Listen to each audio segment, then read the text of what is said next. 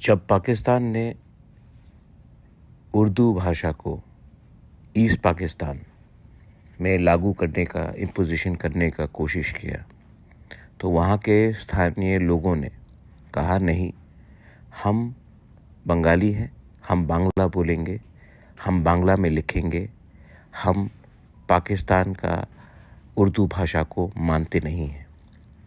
पाकिस्तान ने तभी भी ईस्ट पाकिस्तान के ऊपर उर्दू भाषा को लगाने का कोशिश किया, इम्पोज करने का कोशिश किया। पाकिस्तान टूट गया और बांग्लादेश पैदा हुआ भाषा के नाम में।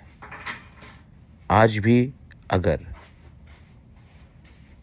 हमारे तिप्रासा लैंग्वेज में कोई भी हो, तिप्रासा लैंग्वेज को अगर हमारे मर्ज़ी के ख़िलाफ़ आप लोग इम्पोज करोगे तो इतिहास गवाह है कि जब जब भाषा को दबाने की कोशिश किया गया, जब जब हमारे ऊपर हमारा अधिकार छीनकर किसी और भाषा को हमारे ऊपर थोपने की कोशिश की गई, तब तब देश टूटा है।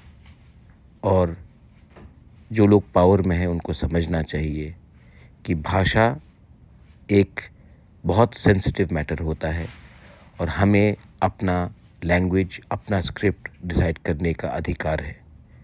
ये और अधिकार किसी और के पास नहीं है।